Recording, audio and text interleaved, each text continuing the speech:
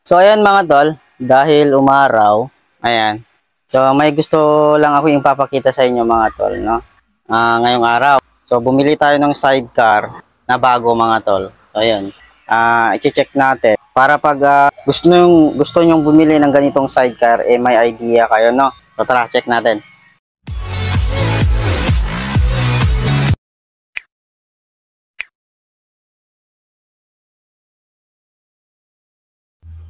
So ayun siya mga tol, oh. Ayan. So nakabit ko na. Na-align natin nung isang araw pa. Ito yung ating sidecar na dati. Ayan, yung old. Ito na yung ating bagong sidecar ngayon. Ayan. Ito siya mga tol. Ayan. So maganda siya mga tol. Bali yung type ng sidecar na to mga tol ay Continental. Continental type. May Kalesa type, Volvo type, pero ito Continental. Ewan ko kung ano yung pinagkaiba ng Kalesa type dito sa Continental. Ayan siya. Ayan. So, maganda siya no mga tol. Ito yung sa bubong niya. Ayan. Papunta dito. So, temporary lang tong part na to. Papalitan ko din yan ng stainless yung papunta dito sa bracket niya. Kasi hindi match. Yung pinagkuhanan natin kasi dito sa ating sidecar is YTX yung nakasalpak.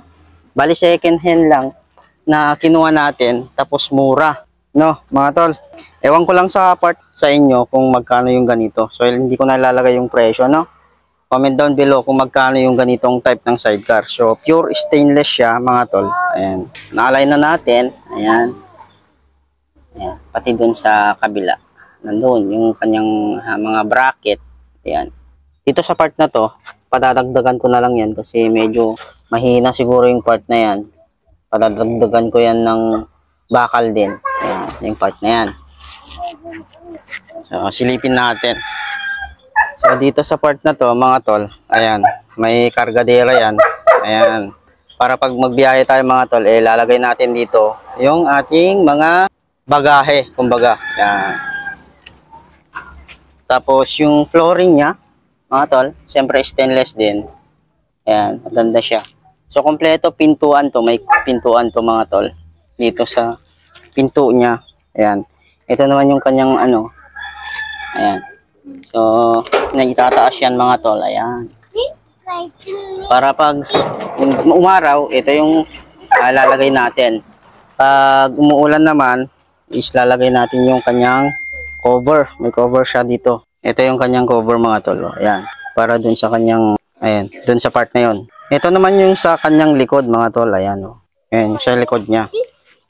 Ayan. So, yung plano ko dito, lagyan ko din ng kargadera dito sa part na yun. To. So, bibilhan ko na lang siya. Tapos, papakabit natin. No? So, abangan nyo. Dahil pagagandahin pa natin to mga tol. No? Lalagyan pa natin ng mga stainless dito sa part niyan. Pati ito, ang plano ko dito sa kanyang rim mga tol, papalitan ko ng mags din para maangas din tingnan. No? Bali, lowered siya kumbaga. So, tinaas ko siya dahil nung kinuha natin mga tol is mababa. Mababa siya. Tinaas ko siya konti. Ayan. So, okay na siya. Goods na siya. Ayan. Bali, ganyan yung kanyang side mga tol. So, ganda niya. No? Ito yung sa loob niya mga tol. Ito yung kanyang upuan. Hindi ko lang na-measure kung ilang size to. Pero sa pinagkuhanan natin, sabi niya 30 yung size niya. No? Ito yung sa kanyang ceiling. Ayan. So all goods. Nakuha natin ng murang halaga tapos quality pa no. So ang ganda. Parang brand new na din. So wala pang isang taon nung kinuha natin daw. Bale ito mga tol is Tarlac made. So sa amin dito, Santa Ana, Cagayan. So ang layo. Pero yung pinagkuhanan natin dito is part ng Isabela. Pero itong sidecar, gawang Tarlac.